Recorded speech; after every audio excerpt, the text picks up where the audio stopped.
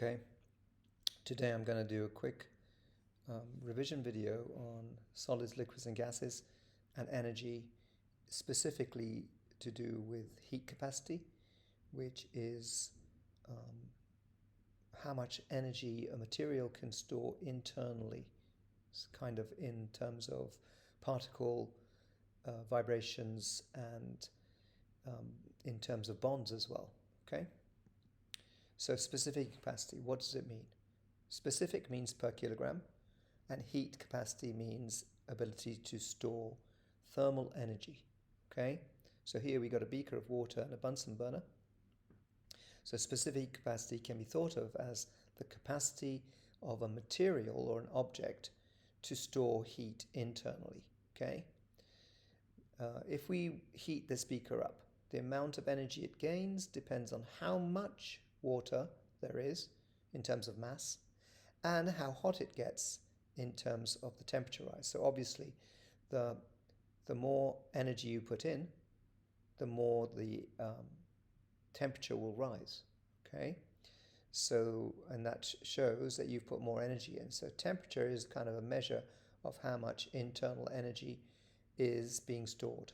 Okay, so energy is proportional. That alpha sign, the white symbol, is means proportional to. So energy that you store internally will be proportional to the mass in kilograms and the temperature rise in degrees centigrade. If you put in this equation, the energy that you store in joules will be equal to the mass in kilograms times the specific capacity, which is a constant for a given material, and the temperature rise that occurs. So, for example, if you heat that beaker for 10 minutes, more energy will go in, more temperature, the more the temperature will rise, and so on. Of course, this is not always 100% efficient because you're going to lose energy to the surroundings as well. But in theory, mathematically, the energy in joules will be equal to the mass in kilograms multiplied by the constant called the specific capacity, which is in joules per kilogram per degree centigrade, and multiplied by the temperature rise in degrees centigrade. Okay, so that equation, you need to use that in IGCSE. Okay? And then here's some kind of questions that you could try. The first one says a beaker filled with 100 grams of water with specific capacity 4,200 joules per kilogram per centigrade is heated from 20 to 80 degrees centigrade. So the temperature rises 60. Calculate the amount of heat energy gained by the water. So you've got to go back, look at this equation, E equals mc delta T, and put the values in. So we know the mass is in grams, so you've got to change that to kilograms, and they've given you the value for water, which is 4,200, and they've given you a temperature rise. So they've given you M, they've given you C, and they've given you delta T. So delta, by the way, in this equation, delta means the change in temperature. They always use delta, which is a Greek letter, capital delta, which means a change in temperature. Okay, so you know the temperature change here, is from 20 to 60. So the change in temperature is 60. The mass is 100 grams, so you've got to change that to kilograms. And if you do that correctly, I'll let you stop the video, see if you can do that equation, put the numbers in. You should get the answer of 25,200 joules or 25.2 kilojoules. Okay. Another question then is a beaker containing 24 grams of water starts at 50 degrees centigrades. And they're wanting to know if it loses 2,000 joules of energy. So, for example, it's losing 2,000 joules of energy to the surroundings. Can you change the equation round to work out, what temperature drop will occur? Okay, so this time they wanted to go back, use this equation, and make delta T the subject of the equation. Would you be able to do that in the exam? So they're giving you the energy, they've given you the mass, again, they're giving it to you in grams, so you've got to always make sure you change it into kilograms. So you divide by 1,000, yeah, and the specific capacity in this case, again for water, is 4,200, okay? They will give you that, but because they're giving it to you in the question above, they expect you to be able to use the value for water. Okay, so if you stop the video, try and do the maths, and you come back to it, the answer you should get is 30.2 degrees centigrade. Okay, so 2,000 joules energy lost to the surroundings will be equivalent to dropping from 50 to 30.2 degrees, so approximately 20 degrees centigrade temperature drop. Okay, so applying specific capacity in terms of applications of it. In England, they used to have these night storage heaters that contain blocks of concrete or materials with high specific capacity. Okay, that means they can store a lot of heat per unit kilogram, per kilogram. Explain how they work. Well, in the daytime you could heat them up, and at night you can turn off the electricity, and the concrete blocks will then lose the heat to the surroundings, so they'll keep the room warm without you having to constantly heat them up. So you heat them during the day, and at night when you're sleeping, they give off their heat to the room. Okay? Radiators can either be filled with water or filled with oil. What are the advantages and disadvantages of each? Well, I think you'll find if you can look up, do some research, the specific capacity of oil will be different to water. So whichever one's got a higher specific capacity, and water's quite high, it will have the ability to store more energy. But of course, it will also take more energy to heat it up. So these are the kind of questions they want you to think about and be able to discuss or explain in an exam situation. Okay, so how can you actually do this experimentally? Well, I've actually put a video already up on how the method for measuring the specific capacity experimentally. So have a look at that in the YouTube channel and see if you can find it, because I've used one of those revision websites where they put all of the things that you need to know for this experiment. So that's probably the go-to video on this. Okay, you need to basically use a heater, which is in the beaker of water. So it's this thing here. It's an immersion heater, and if you know the voltage and you know the current, yeah, you can work out how much power electrically is being transferred to the heater, and from the heater it's conducted into the water by contact with the water. So there'll be a electrical energy transfer to the water, yeah, in the form of heat. All the electrical power, voltage times current, multiplied by time, will give you the energy that's gone from the heater into the water. You can measure the temperature rise with a thermometer. So that's two things that you know: the energy input, and you know the temperature rise. And if you know how much mass of water you've used, then you got everything needed mathematically to be able to work out the only missing value here, which would be C in the second equation. So the energy going in is electrical, V voltage, I current, multiplied by time in seconds, gives you the energy input, yeah?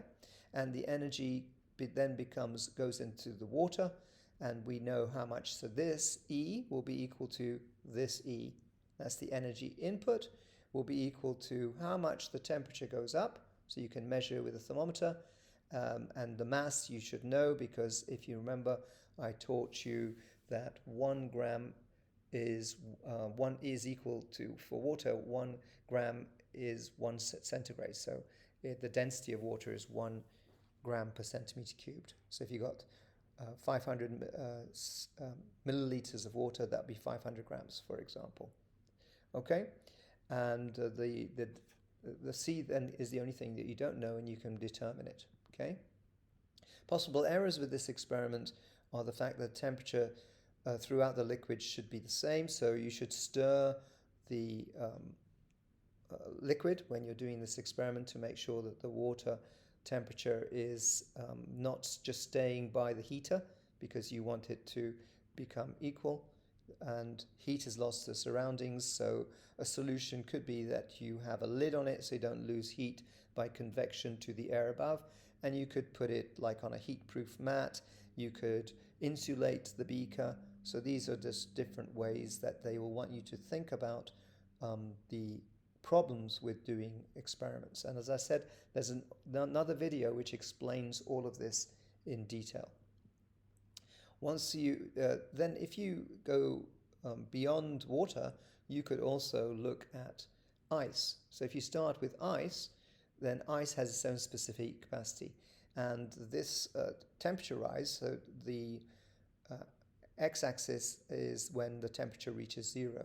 So when you heat ice, say you've gone from minus 20 degrees centigrade to 0 degrees, the ice will be in a solid form, so the energy it stores will be dependent on the molecular vibrations, and that ice also has specific capacity. And basically you could work out, using the same equation, the specific capacity for ice, okay? So that's an alternative experiment. Once you get to 0 degrees centigrade, you can't increase the temperature anymore.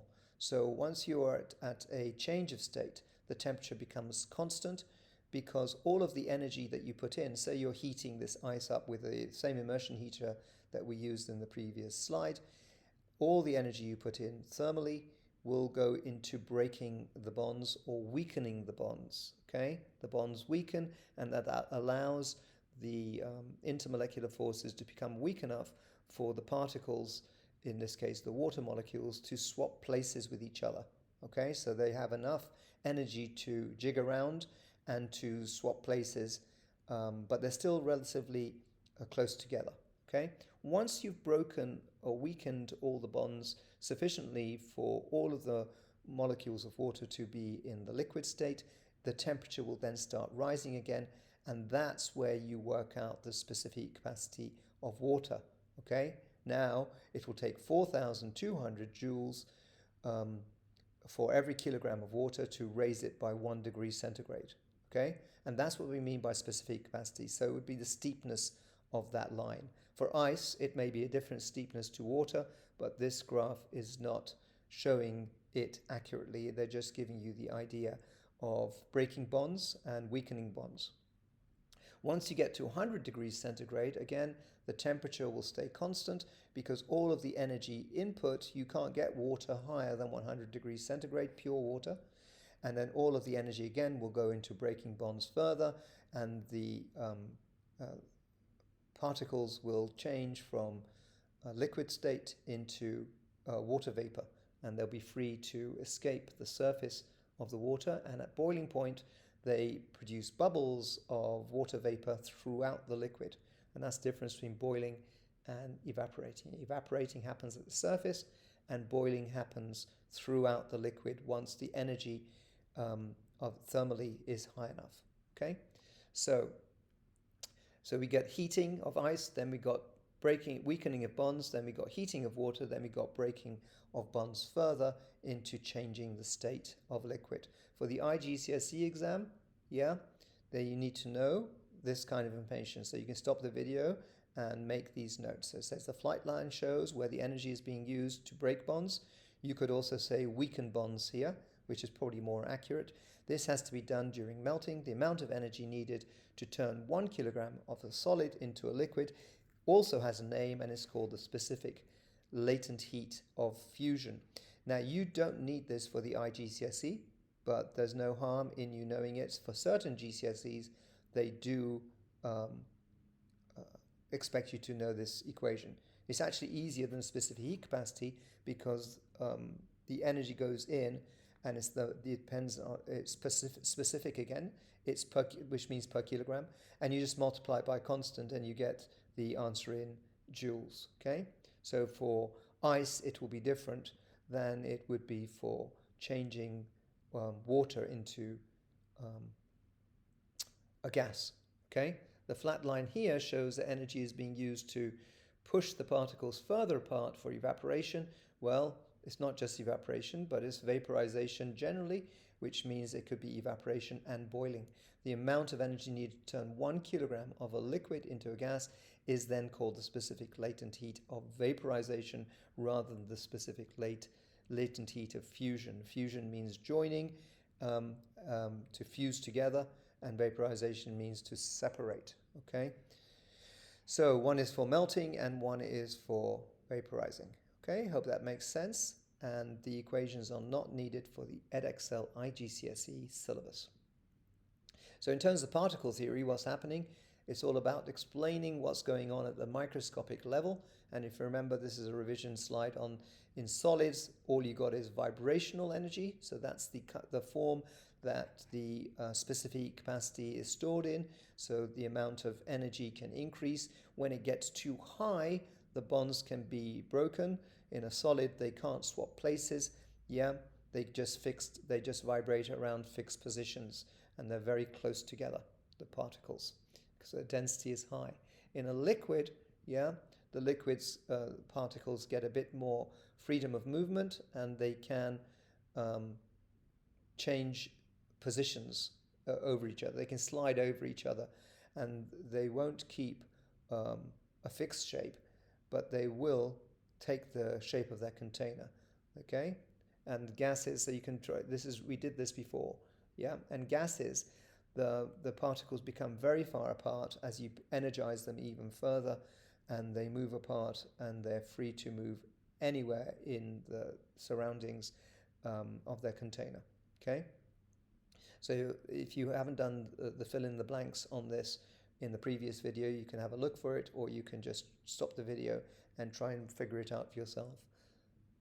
Okay, so latent heat of fusion, for those of you who want to get ready for higher level physics or for certain syllabuses, you may need to know this equation. For the Edexcel IGCSE, you don't need this, but there's a similar equation, similar experiment to specific capacity. Again, electrically, you use an immersion heater.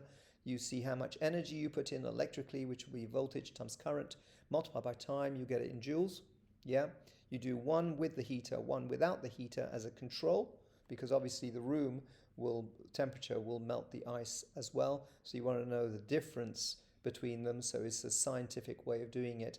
And this is more of an A-level experiment, which is required for students doing Edexcel linear or international A-level. Remember, the energy in, V times current times time, VIT, is equal to the mass of ice that's melted multiplied by the latent heat of fusion. Okay, and that ends this video. So I hope you found it useful. So this will help you revise for your mocks, and the next video I'll do in this format will be about energy and doing work. Okay, so if you found it useful, don't forget to give it a like. I have a lot of students watching the videos, and you're not giving you're not showing your appreciation by giving me likes. Please do show your support for the channel, so we get more people watching it. It really helps with the YouTube algorithms, and share it with any friends you got in other schools, because it will help them as well. And make sure you're subscribed so you know when the next video is going to be uploaded. Okay, that's it. Bye for now.